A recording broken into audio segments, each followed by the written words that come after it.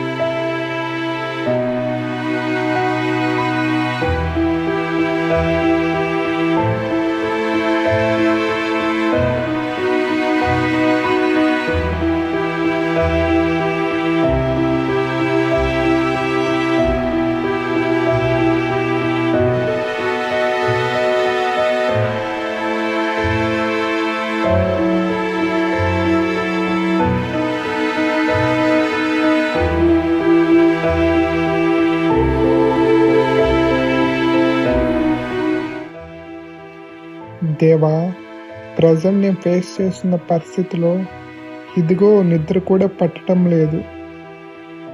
దేవా, నాకు సహాయం చెయ్యయ్యా. నీవు జోక్యం చేసుకోకపోతే నా జీవితం వ్యర్థమయ్యా.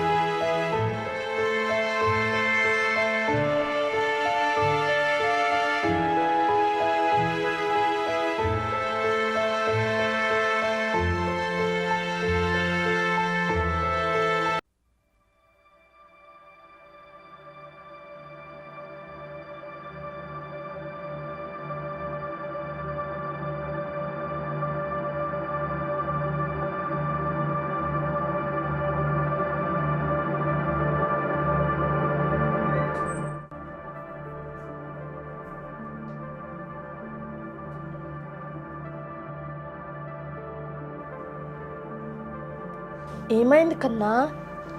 టైం 3 అవుతుంది. ఒంటరిగా ఇక్కడ కూర్చొని ఏం చేస్తున్నావు? చాలా రోజుల నుంచి సరైన నిద్ర కూడా లేదు నాకు.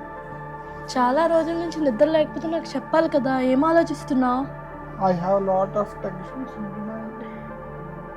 ఏంటి ఆ టెన్షన్స్? నాకు చెప్పాలి కదా. నేనున్నాను కదా. బైబిల్లో ఏది ఇరగ్గొట్టుకునిగా ఆశీర్వదించబడినట్లు లేదు.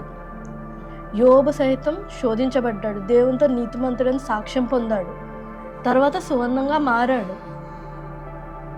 టెన్షన్స్ వల్ల ఏమవుతుంది? ఆలోచించడం వల్ల ఏమవుతుంది? దేవుడి దగ్గర పెట్టు నీ ఆలోచనలు. దేవుడే చూసుకుంటాడు అన్నీ. ఓకే కన్నా.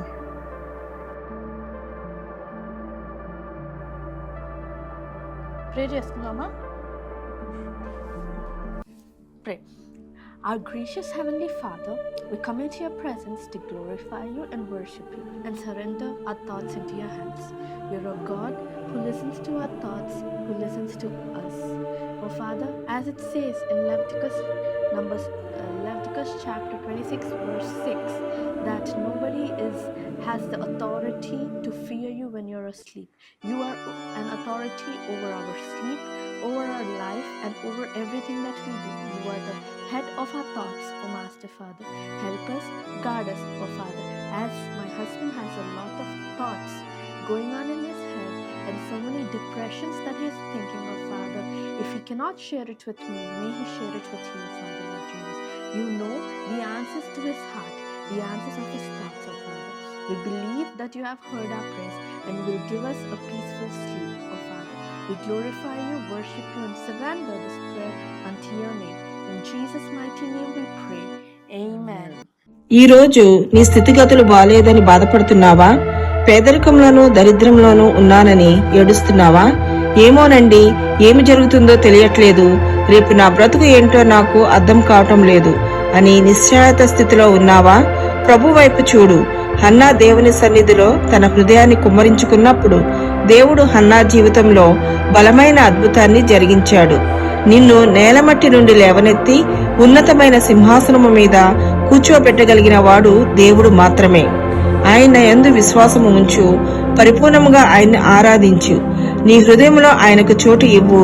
ఖచ్చితంగా నిన్ను నిలబెట్టే అద్భుతాలు చేస్తాడు నీ జీవితంలో. ఆమేన్.